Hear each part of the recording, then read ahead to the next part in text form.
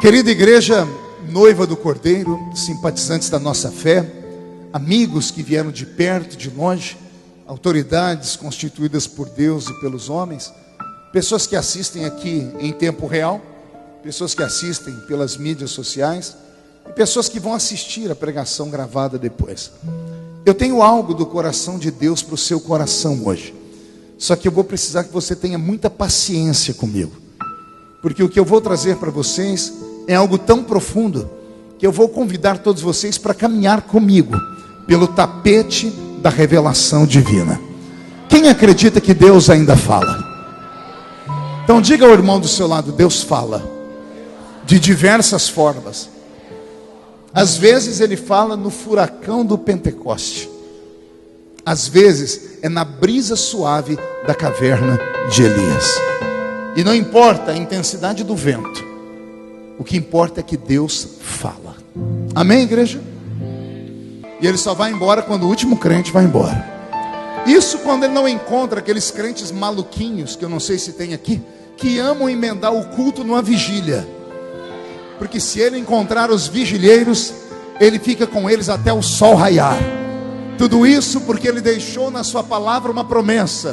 Ele disse: esta é a minha igreja, e as portas do inferno não prevalecerão contra ela. Quem pertence a esta igreja e pode dar um grito daquele tamanho? Que maravilha. Pregando há tanto tempo, eu me lembro de coisas que marcaram a minha vida. Uma das coisas que marcou muito a minha vida foi na época do seminário. Nós éramos um grupo de 40 alunos e nós estudávamos sempre dentro da visão pentecostal. E eu me lembro de um professor de hermenêutica que um dia levantou a voz para a nossa classe e disse assim: para vocês, qual é o maior sinal de avivamento que vocês já viram? E aí levantou Abraão. Abraão era um amigo meu que era o mais espavitado de todos, né? É aquele que onde chega ocupa o espaço de todo mundo. Abraão já levantou e disse assim: o maior sinal de avivamento que eu já vi foi quando Jesus batizou centenas de crentes com o Espírito Santo. O professor sorriu e disse: isto é sinal de avivamento, mas eu já vi coisa maior. Aí levantou outro lá e disse assim: então eu sei onde o senhor quer chegar. Avivamento é quando a igreja vai para a rua para ganhar almas, e quando a igreja ganha almas, o céu se alegra. O velho professor deu um sorriso para nós e disse: isto também é sinal de avivamento, mas eu conheço um sinal maior. E como a gente não sabia onde ele queria chegar, ele sacou do bolso um paninho, um lenço, e mostrou para todo mundo e disse: esse é o maior sinal de avivamento que eu já vi em uma igreja. E nós perguntamos: como assim, professor? Ele disse: avivamento é quando os crentes, ao entrarem na igreja, já preparam um lenço, porque sabem que Jesus vai tocar o coração deles e eles vão chorar. Nós questionamos o porquê, e ele disse: é fácil imitar barulho. Ele disse: é fácil imitar uma falsa conversão. Quantos crentes nós temos no nosso meio que não são convertidos, são convencidos, né? Vai levar uma temporada para ser salvo ainda. Então as pessoas imitam. Aí ele disse: mas imitar lágrimas é muito difícil. E por que eu estou dizendo isso aqui? Porque nesta noite o Senhor vai nos batizar, mas será um batismo de quebrantamento aqui nesse lugar. Pergunte para o seu irmão se ele trouxe lenço. Quem não trouxe lenço, prepara a manga da camisa, a ponta da gravata, porque aguenta coração. Aquele grito de novo. Roberto, mude a música para mim. O texto que eu li é apenas como pano de fundo para mostrar aos irmãos que nem tudo na vida dá certo. Sou assembleiano, criado debaixo do tutano de Jeová. Amo Pentecoste, amo entrar no mistério. Estava vendo aqui os irmãos dançando, eu falei: Jesus, já já entro eu nesse mistério. E sempre preguei em cima de sinais, prodígios e maravilhas. Ainda hoje vinha dentro do carro e o Daniel estava dizendo: pastor, nós estamos com saudade de ver o senhor dar aqueles golpes de Kung Fu que o senhor dava antes. Eu falei: pois bem, aqueles golpes de Kung Fu eu dava há 30 anos atrás. O tempo passou. Se eu der um golpe daquele, trava a minha coluna. Só Jesus sabe quantos comprimidos eu tomo antes de dormir hoje, porque eu nunca imaginei que a vida passava tão rápido. Quando se é jovem, você vive aquele momento achando que o tempo parou. Você acredita realmente que você é um ser imortal aqui nesse mundo. Mas à medida que o tempo vai passando e vai chegando a maturidade, e hoje eu entendo que os meus velhos pastores diziam que a maturidade é melhor do que o fervor, porque o fervor vem e vai, a maturidade ela estabiliza.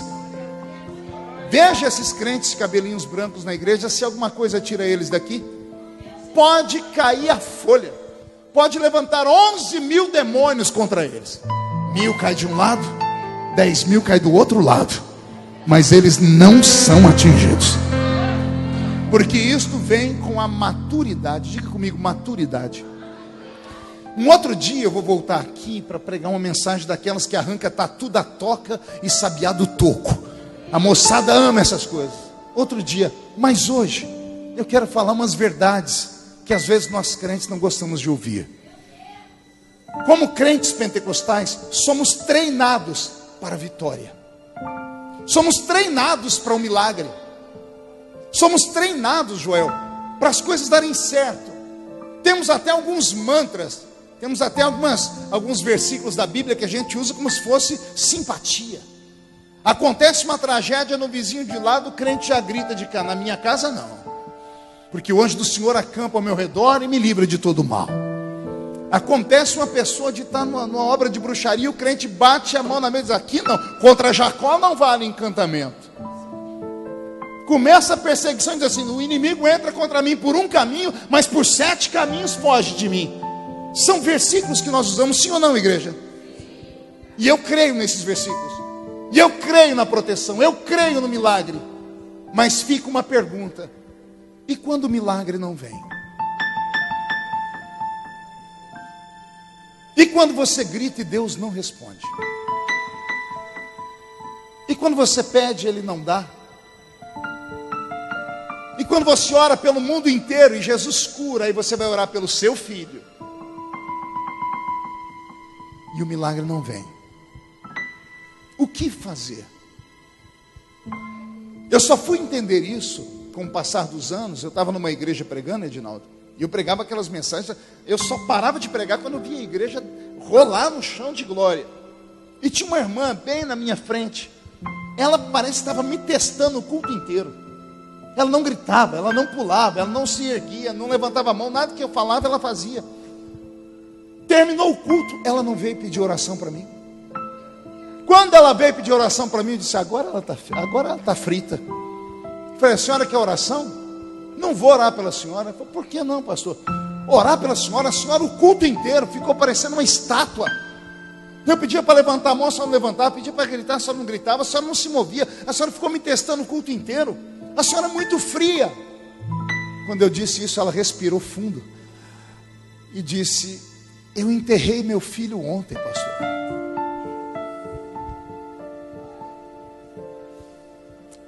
Acabou tudo. Que vergonha. Eu fiquei com a cara desse tamanho. Naquele dia Jesus falou para mim: tem gente no culto que não dá glória a Deus, filho. Não é porque não quer, não é porque é fria, é porque a alma não consegue se libertar da tragédia, do acidente de percurso, da miséria, do infortúnio, das lutas. Uma palavra que os católicos usam muito, das vicissitudes da vida. E quando tudo isso vem, o que o crente faz? Porque eu conheço pessoas que entram na igreja e tratam Deus como se Deus fosse o gênio da lâmpada, que você esfrega a lâmpada, ele sai e ele se torna o seu empregado. Ou o Senhor me dá os meus 3 desejos, ou eu saio daqui e vou para outra igreja. Porque hoje as pessoas fazem isso, fazem procissão de igreja em igreja. Não conseguiu aqui, vai ali, não conseguiu ali, vai na outra. Daqui a pouco a pessoa vai e abre uma igreja para ela mesma, porque no Brasil é mais fácil abrir igreja do que abrir boteco. E às vezes o problema não está na estrutura da igreja, às vezes a questão é entre você e Deus. Roberto, está muito alto o teclado, abaixa um pouquinho para mim. Quando eu leio essa história de Davi aqui, me dá arrepios. Porque a gente lembra do Davi que matou o gigante. A gente lembra do Davi levando a arca da aliança, Daniel, como eu preguei lá na sua igreja, para dentro de Jerusalém. A gente lembra de Davi levantando um exército de pessoas que eram inválidas, e transformando o exército mais querido lá na caverna de Adulão. A gente lembra do Davi do Salmo 23, o Senhor é o meu pastor e nada me faltará. A gente lembra do Davi do Salmo 91. A gente lembra do Davi do Salmo 139, que diz que ainda que ele colocasse a cama dele lá no inferno, lá os olhos de Deus estariam sobre ele. A gente lembra do Davi vitorioso, mas aqui, nesse capítulo que eu li para vocês, é um capítulo de derrota. Davi está pagando um preço por um erro. E tudo que o homem plantar nessa vida, o homem vai colher. Vou repetir: tudo o que você plantar, você vai colher. Falava com meu filho Gilmar dentro do carro hoje: quem planta misericórdia, colhe misericórdia. Quem planta juízo, colhe juízo. Se você não tem piedade de ninguém, quando chegar a sua vez, não terão piedade de você. Mas se você trata com amor alguém hoje, você colherá amor lá na frente. É uma lei estabelecida por Deus, não é lei religiosa, é uma lei cósmica. O que é uma lei cósmica? É uma lei para todo ser vivo, é uma lei para todo ser humano. É como a chuva que chove para o ímpio e chove para o justo. O que o homem plantar, ele colherá.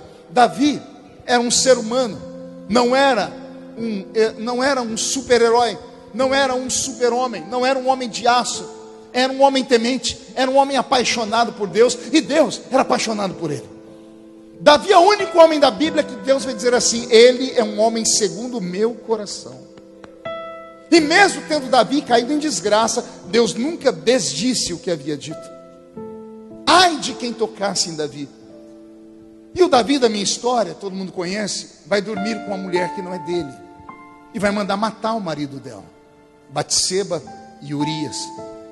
E ele tenta acobertar o pecado. E um dia o profeta Natan entra dentro do palácio do rei, todo desconcertado. Uma coisa é profetizar para alguém que tem a vida torta, todo mundo vai acreditar. Profetizar para o homem segundo o coração de Deus. Tanto é que ele não vai direto, ele conta uma história.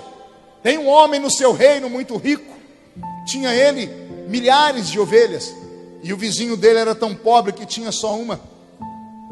E esse homem rico recebeu um amigo em casa, e para fazer uma comida para ele, foi lá e matou a única ovelhinha do homem pobre, rei. Aí Natan pergunta: o que tem que ser feito com esse homem, Davi? A Bíblia diz que Davi, na hora, ele não para pensar, ele não age com o coração, ele age com a razão. Ele diz que esse homem pague 4 vezes pelo crime que ele cometeu.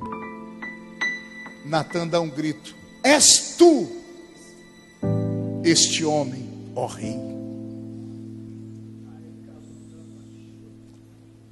As pessoas pensam que foi Deus que pesou a mão sobre Davi. Saiu da boca dele. Se Davi tivesse falado para Natan: eu estou ouvindo só uma parte da história, porque toda a história tem 2 versões, quero ouvir o homem, traga o homem aqui. Se Davi tivesse tido misericórdia com o homem, Deus teria agido de misericórdia com ele. A sentença saiu da boca dele: pague 4 vezes. Quantas vezes? O primeiro filho dele com Batseba, Deus matou a criança. Já vou pregar sobre isso. A filha mais querida que ele tinha, que era a única menina, ele teve 20 filhos, Davi, 19 meninos e uma menina, chamava-se Tamar. Tamar foi estuprada pelo próprio irmão chamado Aminon. Uma mulher estuprada, ela é morta moralmente. Então ele já tem 2 filhos mortos, uma criança morta pelo pecado e a filha morta moralmente. Aminon, que estuprou a irmã, Davi não puxou a orelha dele. Pergunte por que não. Davi não tinha moral. O que ele ia falar para o filho? Você dormiu com uma mulher que não podia? O filho ia dizer: mas o senhor fez isso também. Por não ter moral para repreender o filho, Aminon andou dentro do palácio como se fosse o dono da cocada santa. Ele cruza o caminho de um outro filho que Davi amava muito, um menino lindo chamado Absalão. Absalão tinha os cabelos compridos, encaracolados. Absalão para Aminon para questionar por que ele havia estuprado a irmã dele. Aminon olha para Absalão e diz: nem meu pai me repreendeu, quem é você para me repreender? A Bíblia diz que Absalão ficou tão irado que agarrou Aminon com a mão e matou ele. Quando chega a Davi a notícia que o filho dele está morto, Davi quer vingança, e ele pergunta: quem matou meu filho? E as pessoas dizem: Absalão, teu outro filho. Davi tinha que repreender Absalão, sim ou não? Mas ele não tem moral. O que ele vai dizer para ele? Você matou um inocente. Absalão vai dizer: aprendi com o senhor. O senhor matou o marido da mulher lá. Davi não tinha ação. Como ele não tem ação? Ele se enfraquece ao ponto de Absalão dar um golpe de estado em Davi. Davi foge. Os poucos soldados que sobram fiéis a Davi, liderados por Joabe, vão caçar Absalão e conseguem desbaratar o exército de Absalão. E Absalão está fugindo na floresta. Essa história todos os crentes conhecem. Ele está no cavalo, no trote do cavalo, ele passa debaixo de uma árvore. Os cabelos de Absalão levantam e se emaranham num galho de árvore. O cavalo vai embora, Absalão fica preso pelo cabelo. Chegou o capitão da guarda, Joabe. Joabe podia ter prendido o menino, podia ter dado uma surra nele, mas não precisava matar o menino. A Bíblia diz que Joabe sacou uma espada e fincou na barriga de Absalão e matou Absalão. As pessoas vão buscar o rei e diz: rei, o trono é seu de volta. E ele pergunta: cadê meu filho Absalão? E as pessoas dizem: mataram Absalão. E Davi quer vingança, diz: quem matou meu filho? E aí dizem: Joabe. Davi abaixa a cabeça. Pergunte por quê? Joabe foi o homem que recebeu a carta que Davi escreveu e mandou Urias levar o marido de Batseba. Quando Joabe abriu a carta, estava escrito: Joabe, meu primo, esse homem que é o portador da carta não pode voltar vivo da batalha. Coloque ele no lugar que ele morra. Joabe era cúmplice da morte de Urias. Davi não podia repreender ele. A história de Davi acaba aqui. Ele entra em depressão profunda. E o destino da alma do rei é terrível. É nesse período que ele escreve o Salmo 51, quando ele diz assim: Deus, tu me fizeste famoso, tira de minha fama.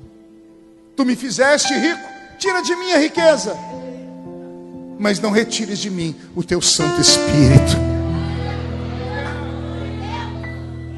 Estou com o corpo todo arrepiado aqui.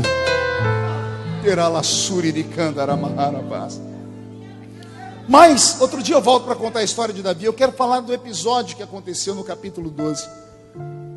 Davi traz Batseba para morar dentro do palácio. O marido dela está morto. A mulher está grávida e o bebê nasce. Eu imagino como era linda essa criança. Eu imagino como era o rosto desse bebê. Davi era lindo. Batseba era a mulher mais linda que tinha. Uma criança perfeita, Edinaldo, linda. Só que Deus havia dito que a criança não ia viver. E a criança começa a definhar. Começa a dizer: Davi, a criança está mal. Ele chama os médicos. Os melhores médicos do mundo estavam na divisa de Israel, com uma cidadezinha chamada Tebas, que ficava ali no Egito. Embora os gregos inventem a medicina, são os egípcios que fazem a medicina se tornar o que ela é hoje. Tanto é que até hoje as pessoas se assustam com a conservação das múmias que estão lá no Egito. Davi traz médicos do Egito e ninguém consegue curar a criança, porque a doença não pode ser diagnosticada. Davi percebe que é algo espiritual. E o que é que Davi faz? Davi é crente. Davi é o quê? E crente, quando vê que as coisas não dão certo, quando nada dá certo, quando a medicina não funciona, ele vai para o jejum. E Davi jejua um dia e vai lá perguntar: como é que está o menino? Está ruim. Ele volta. Segundo dia: como é que está o menino? Piorou. Ele jejua o terceiro dia. Cada vez que ele jejuava, mais o menino adoecia. Tanto que no sétimo dia, quando ele se levanta, os empregados de Davi estão num canto, porque a criança está morta, e eles não sabem como falar para Davi. O texto que eu li, a Bíblia diz que Davi foi até eles, e Davi perguntou para eles: morreu meu menino? E eles disseram: sim, morreu.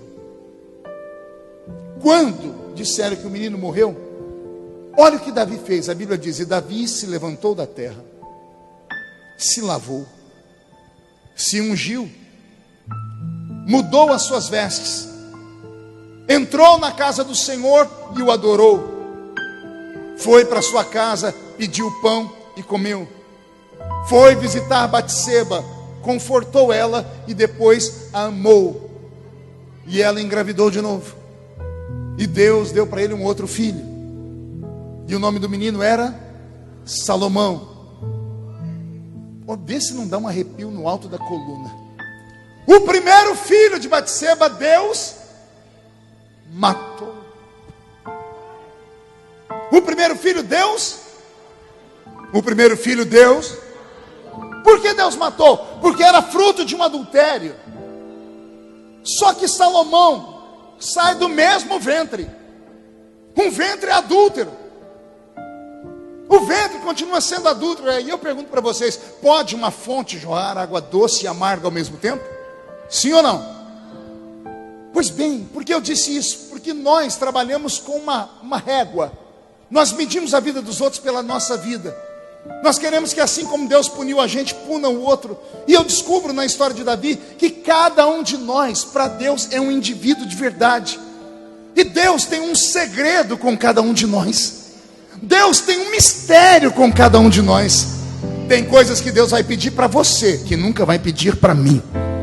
Tem coisas que Deus vai pedir a mim e nunca vai pedir a você. Por isso que às vezes a gente se atrapalha. A gente olha para o púlpito e vê o vaso cantando ou pregando. A gente diz: eu conheço a vida desse infeliz. E por que está caindo essa glória, esse fogo? É enganação. Não é enganação. Deus tem um segredo com aquela criatura. E vou te dar um conselho: se Deus não tocou na criatura, não seja você a tocar. Não queira ser Deus. Deus trata com a pessoa de outra forma. Você pode ver ela pregando no púlpito e gritando, mas você não sabe se ela dorme de noite. Você não sabe o espírito de enfermidade que atormenta. Você não sabe a angústia pela qual ela passa. Então deixa eu te dizer: em ungido não se toca. Não toqueis nos meus ungidos, diz o Senhor. E agora eu vou apertar. Pergunte por quê? Porque a gente pensa que ungido é só quem está aqui. A palavra ungido significa separado, escolhido. Tem alguém aqui que foi separado por Deus? Tem alguém que foi escolhido por Deus? Então lá vai a palavra: não toque nesse crente que está aí. Se você não entende, se você não recebeu uma revelação, fica quieto, porque tocar em um ungido de Deus é enfiar a mão dentro de uma caixa de marimbondo. Você vai se arrebentar.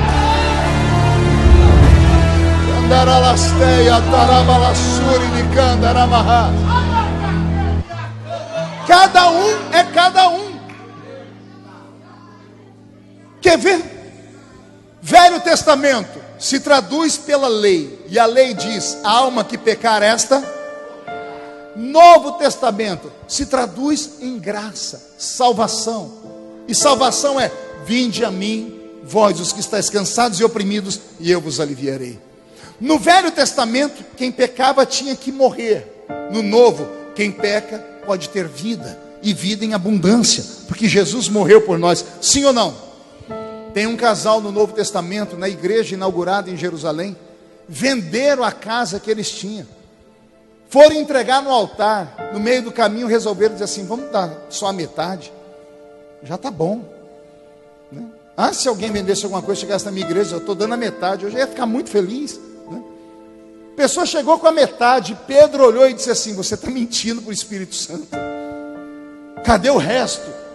E o camarada morreu. Mas ele não estava na lei, ele estava na graça. Ele morreu porque guardou um pouquinho de dinheiro para ele. Aí lá no Velho Testamento, Davi manda matar um homem, adultera com a outra mulher, e Deus diz para ele: é um homem segundo o meu coração. Dá um nó na cabeça da gente. Por que dá um nó? Porque nós trabalhamos com uma régua. Nós achamos que tem que ser exatamente assim, como se a salvação fosse uma equação: faça isso, mais isso, menos isso, e você é salvo. E não é nada disso. São mistérios, são segredos. Deus viu alguma coisa em você que eu não vi. E se Deus viu alguma coisa em você que eu não vi, quem sou eu para tocar em você? Desculpa aí, mas o meu Deus tem uns xodozinhos na igreja. Vou falar de novo: Deus tem alguns xodozinhos na igreja. Já reparou que quando você está em festa na sua casa, vai fazer um churrasco, uma comida lá, uma feijoada, você chama só as pessoas mais chegadas, né? Mas quando você está no vale, você sobe o morro, vai lá na casa daquela irmãzinha que só tem 2 dentes na boca, o zagueiro e o atacante. Procura aquele irmãozinho que é analfa de pai e beta de mãe, e fala para ele: você pode orar por mim? Por que você não pede oração para aqueles que você chama na festa? Por que você não chama? Pede oração para aqueles que vão fazer um rolê na cidade. Porque você sabe que eles não são xodós. Mas quando você conhece a xodozinha que mora no morro, o xodozinho que mora naquela tapera, você sabe que é bater, eles batem o joelho no chão, Deus fica de pé no trono para responder.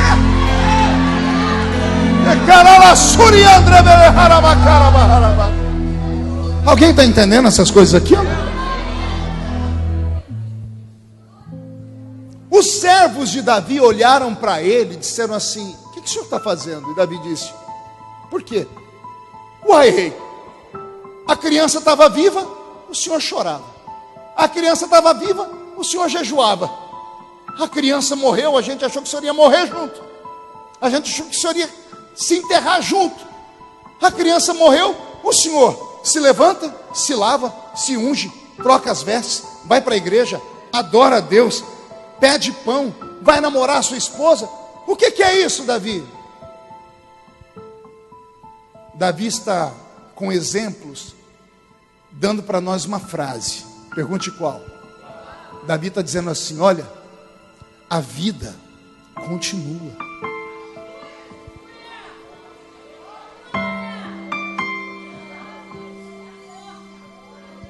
É preciso olhar para frente. Se ficar olhando para trás, você vai cair em depressão. E a depressão é uma doença que não tem cura. Porque é uma doença da alma. Os médicos dão remédio, tratamentos, conversas, mas todo depressivo tem que ficar sob o olhar de alguém, que você não sabe o que a pessoa pode fazer. Há 2 anos atrás eu perdi um filho na fé, co-pastor da minha igreja, 33 anos, menino lindo. A esposa dele era uma modelo fotográfica, lindos. Pregou uma mensagem na igreja no domingo. Eu não estava no culto, mas os irmãos me ligaram depois do culto: pastor, Deus usou ele demais. Na terça-feira ele subiu no alto de uma ponte e se jogou.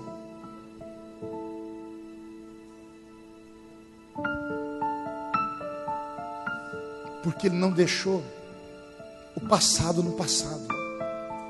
O que é a depressão? A depressão, Edinaldo, é um acúmulo das tragédias do passado, as frustrações do passado, somadas à expectativa de um futuro que ainda não chegou. É a pessoa que se arrasta pensando em todas as coisas que ela fez no passado, de onde ela veio, a cor da pele, a pobreza, os traumas, os bullying que ela sofreu. Ela acumula isso, aí ela olha para frente e não enxerga o futuro. Ela fica com medo de passar fome, fica com medo de morrer, fica com medo disso, daquilo. Ela entra em desespero. Aí eu vou falar para espirituais. Existem 2 demônios na magia negra brasileira que trabalham em conjunto com as mentes depressivas. Uma é Maria Mulambo e o outro é Exu Caveira.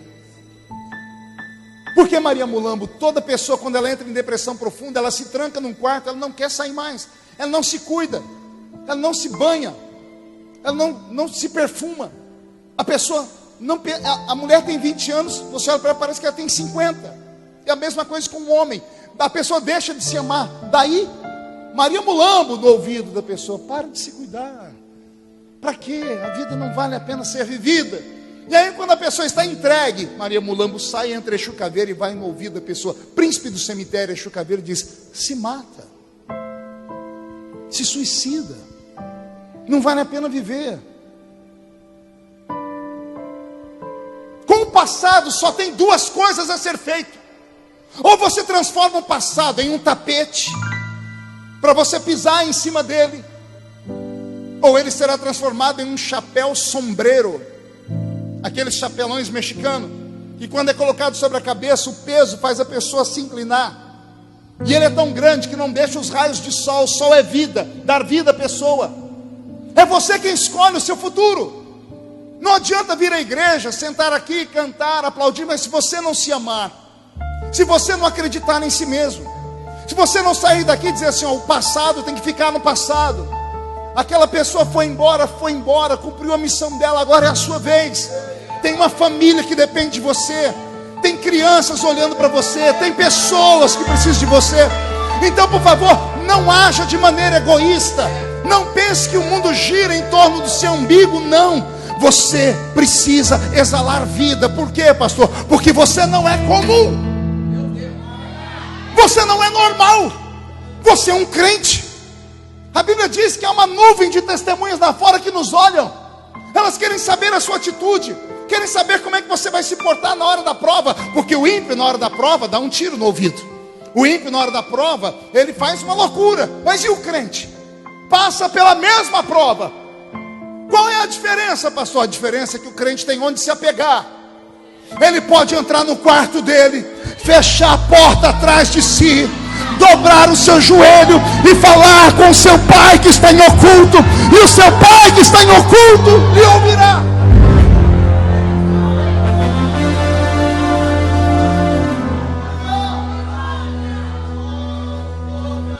Eu falava para o meu amigo, meu pastor, meu irmão Edinaldo, que o ser humano não é um computador. Você está digitando qualquer porcaria no computador, errou, você tem a opção de deletar. Você deletou e você ainda está com medo, você vai lá, joga para a lixeira. Você não acreditou na lixeira, você pode ir resetar o computador e começar tudo de novo. Nós não somos assim. Nós não somos máquina. Nós somos seres humanos. Não dá para apagar o passado. Se não dá para apagar, o que eu faço, pastor? Reedita o passado. Dá um outro destino para ele. Foi o que eu disse, escolha. Deixar aqui em cima ou aqui embaixo. Ficar aí me olhando com essa cara feia, parecendo que foi batizado num pote de vinagre, ou levantar a mão e gritar: eu sei que o meu Redentor vive. A escolha é nossa. É você quem tem que determinar. Eu estou com o meu corpo todo arrepiado. Acima do teto eu ouço barulho de espadas. Demônios e anjos estão travando uma batalha no céu de Duque de Caxias. E eu já sei de quem é a vitória. A vitória será sua.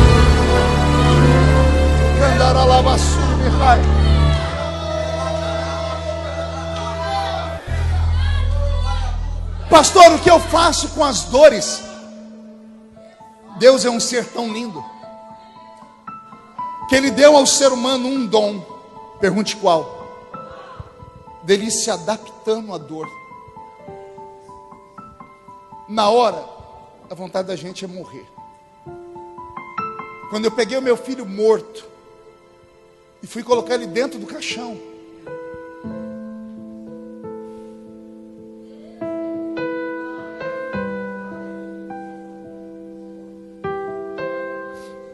a minha vontade era falar com Deus. E eu falei: Senhor, me mata, me põe dentro do caixão, deixa meu filho vivo. A dor era tão intensa, a agonia era tão grande, que eu achei que a minha vida tinha acabado. O dia seguinte foi horrível, a semana seguinte foi triste, um mês, 2, o tempo foi passando. Olha o dom que Deus deu para a gente. A dor vai diminuindo. Deus é bom, porque se aquela dor intensa permanecesse todos os dias da minha vida, eu já tinha morrido.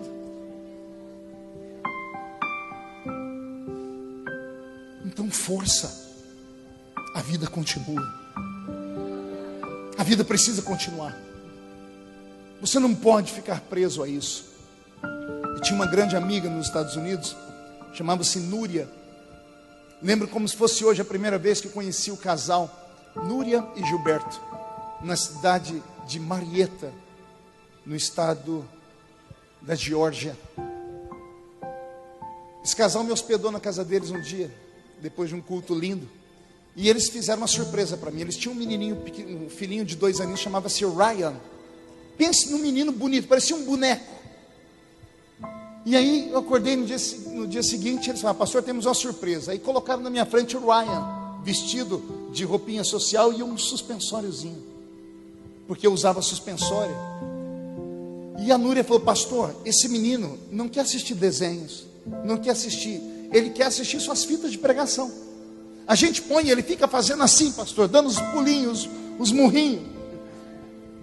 E eu apertei aquele bebê, eu falei assim, ele vai ser um profeta em nome de Jesus. Voltei de Atlanta, passaram-se 6 meses, um dia eu estou dormindo, meu celular toca, quando eu digo alô, um grito, que rasgou a minha alma. Eu sentei e falei, o que foi? Era a Núria. Pastor, meu filho, diz que tem o seu filho. Pastor, eu estou aqui agora, no subsolo do hospital. Tem um orelhão de frente à sala onde meu filho está. Eu estou vendo meu filho pela janelinha de vidro. Eu falei, o que ele tem? Meu filho está deitado numa mesa de mármore. O Ryan está morto. Eu disse, o que aconteceu? Ele disse, eu e meu marido temos um problema genético. Já é o 2º filho. Os genes deles não combinam. A criança nasce. Quando vai chegando com 2 anos, começa a definhar. Genética. Já perdemos um. E o Ryan, pastor, o senhor disse que ele ia ser pastor, que ele ia ser um profeta. E o Ryan está morto. Por quê? E ela começou a gritar, por quê? Não tem nada mais frustrante para um pastor quando um crente pergunta e a gente não tem resposta. Aí a gente não tem resposta, a gente dá desculpa. Deus sabe de todas as coisas. Caramba, eu sei que Deus sabe, mas eu quero saber por quê. E aí Deus se cala. E aí eu pergunto para os senhoras e senhores que estão aqui, o que dói mais? O silêncio de Deus ou um puxão de orelha dele? O silêncio de Deus dói muito mais. Uma vez eu falei, Senhor, por que o Senhor se cala? Ele disse, não explico por que me calo, mas fale para mim, igreja. Eu fecho os lábios, mas não fecho os olhos.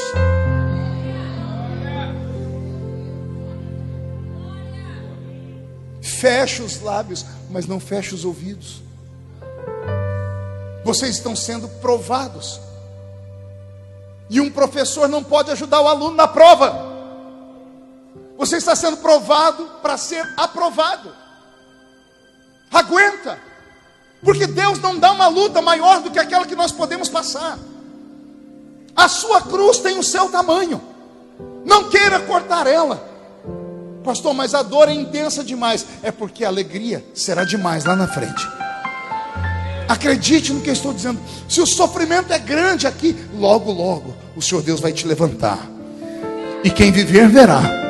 Para ver você dar um testemunho de que Deus continua sendo Deus e cuida da gente nos mínimos detalhes. Eu fui aos Estados Unidos meses depois. Cheguei na casa da Núria. A mãe dela fez uma janta para mim.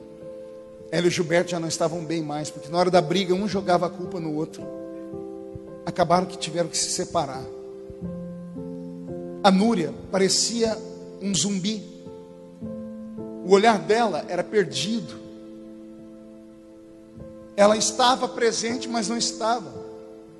Teve uma hora que ela levantou da mesa, a mãe dela disse, pastor, vem aqui. Me levou para um canto, abriu uma porta e disse, olha esse quarto. Eu olhei o quarto, era o quarto do Ryan. E pasmo, no bercinho tinha um bebê desenhado com roupa. Camisetinha, calça, meinha, sapatinho, bonezinho. Ela disse, pastor, todo dia ela entra aí dentro e põe uma roupa. Ela fica horas conversando com a roupa. Eu saí do quarto, olhei para ela e falei, Núria, deixa o Ryan ir embora. Ela brigou comigo, parece que ela ficou possessa, ela quis me arrancar, ela quis me unhar. A mãe dela segurou ela, eu saí dali. Ela não me atendia mais pelo telefone. Passou uma temporada ruim. Eu falei para a mãe dela, nós vamos orar e Deus vai ajudar a Núria. Um dia ela me atendeu e disse, Núria, você tem que pensar no seu futuro. Deixa o passado de lado. Guarda as boas memórias do Ryan. Guarda os momentos lindos. E acredite que ele está num lugar melhor do que o nosso agora, porque ele voltou para os braços do Pai. E você está viva. Você precisa tocar a sua vida. Ela desligou o telefone. Outra vez eu liguei, eu falei, Núria, você tem que pensar em encontrar um amor na sua vida. Você e Gilberto se separaram, Deus vai preparar alguém. Ela desligava o telefone. Foi uma luta de meses, até que eu desisti. Um dia, eu estou aqui no Brasil, recebo uma ligação, um telefone que eu não conhecia. Quando eu disse alô, era Núria. Ela tinha se mudado para o Brasil, mora em Goiânia. Eu disse, Núria? Ela falou, pastor, sou eu. Eu disse, poxa, que bom te ouvir. Ela falou assim, eu estou te ligando. Eu falei, por quê?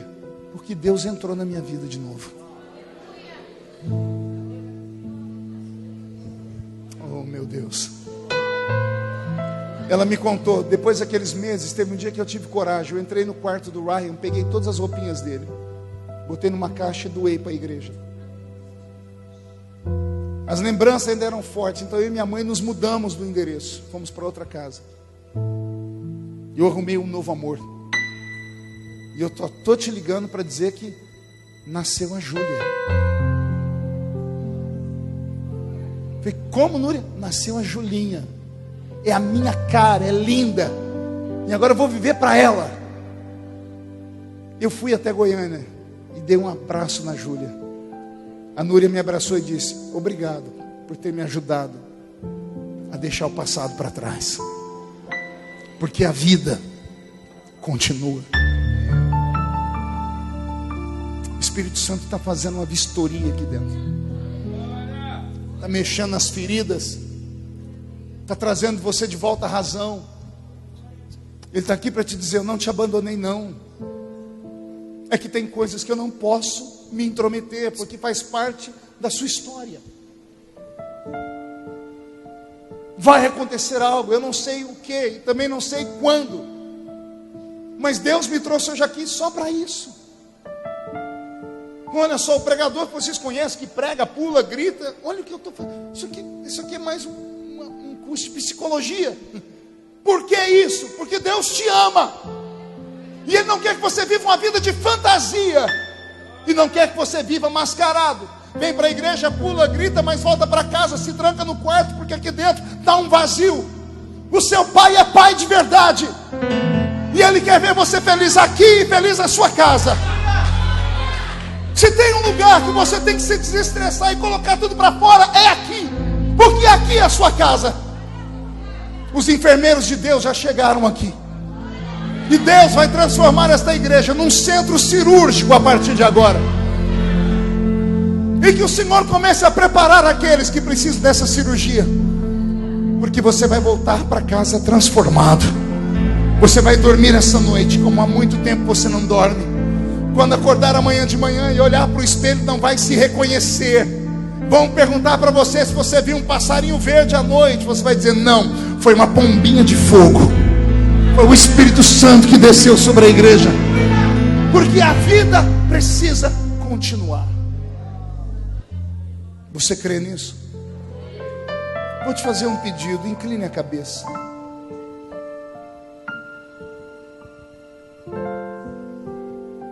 Imagine que você não está mais em um lugar público. Está só você em uma sala. E bem na sua frente tem um trono muito bonito.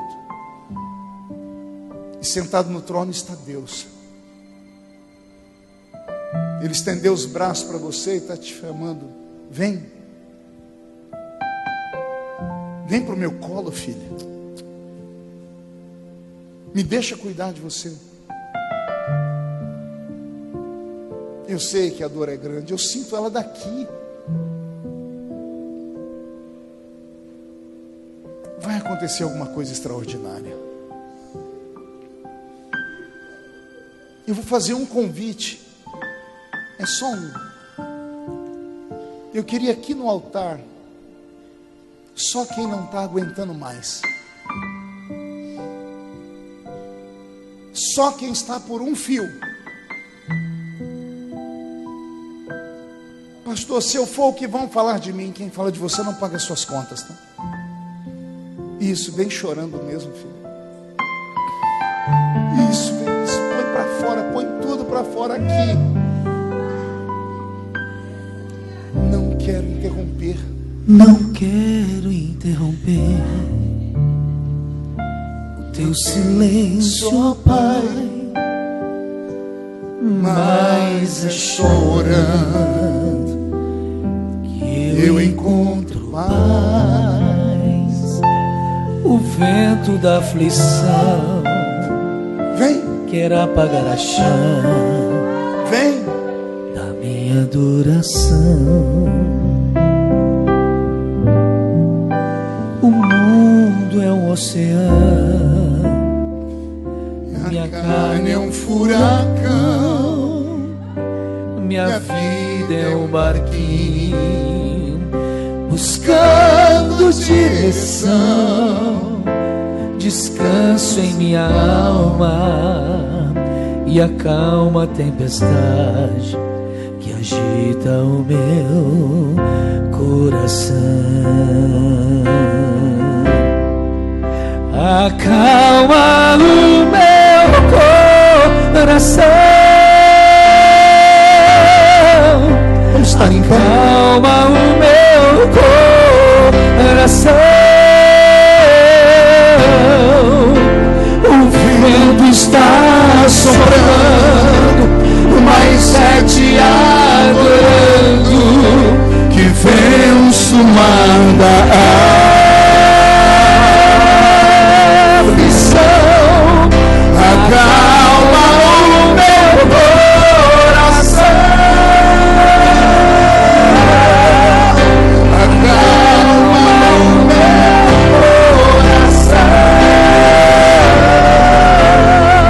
Só venço esse mundo se for em tua presença. Acalma o meu coração. Ah, papai. Ah, meu Deus. Ah, meu pai. A sua filha só precisa de um abraço. O seu filho só precisa de um abraço. Os que não estão entendendo é porque nunca sofreram na vida, Pai. E eu peço que o Senhor conserve eles assim. Mas quem já sofreu sabe o que está acontecendo aqui, meu Pai. Senhor, como a galinha ajunta os seus pintinhos, ajunta os seus filhos que estão aqui. Vai na divisão da alma e do espírito, onde só a sua palavra cabe, e tira essa dor, meu Pai, ou ameniza essa dor, Pai, a dor da perda, a dor da solidão, a dor da vergonha, a dor, Senhor, de ter perdido tudo. Meu Pai, em nome de Jesus, eu te peço agora que os céus se abram e os seus anjos desçam aqui, porque tem gemidos na vida, Senhor, que com palavras a gente não consegue expressar. Com gemidos que palavras não podem expressar, Ele leva ao Pai as minhas intercessões. Dobro os meus joelhos em meio às tribulações, Ele ouve o gemido do meu coração. Oh Jesus, a ti confesso, não dá pra viver. Eu sinto o amor de Deus aqui. Sem sentir a tua presença no meu ser. Sou eterno dependente, um ser humano tão carente. Estou de novo aqui e quero o seu poder. Canta, a igreja. Ainda que pra te servir, Jesus, eu venho aqui chorar. Te servirei porque comigo estará.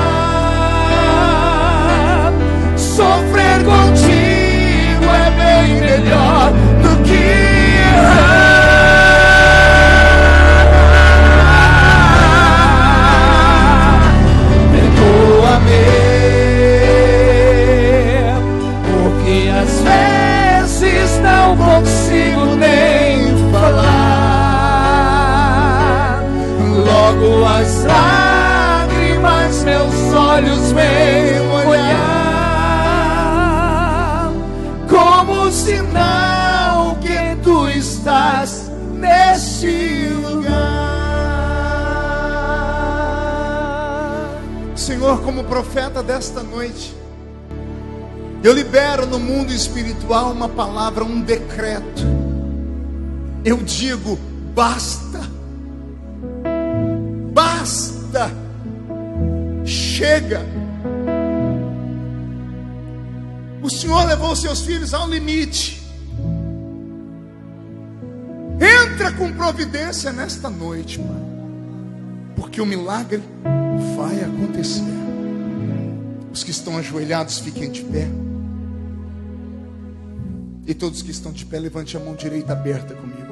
Feche os olhos e diga: em nome de Jesus, todos os demônios que lutaram contra a minha fé, contra a minha família, eu ordeno, venha para a palma da minha mão. Feche a sua mão com autoridade, de olhos fechados ainda.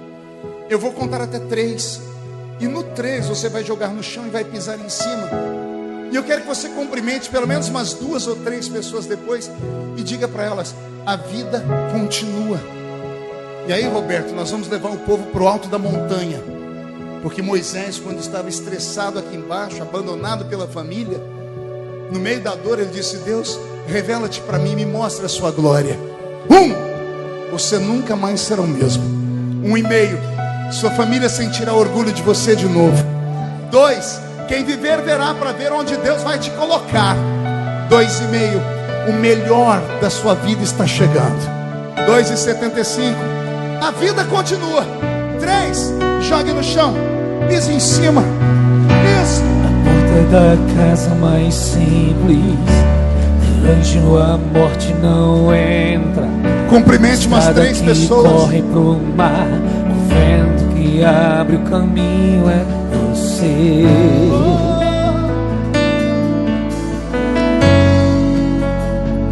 É você.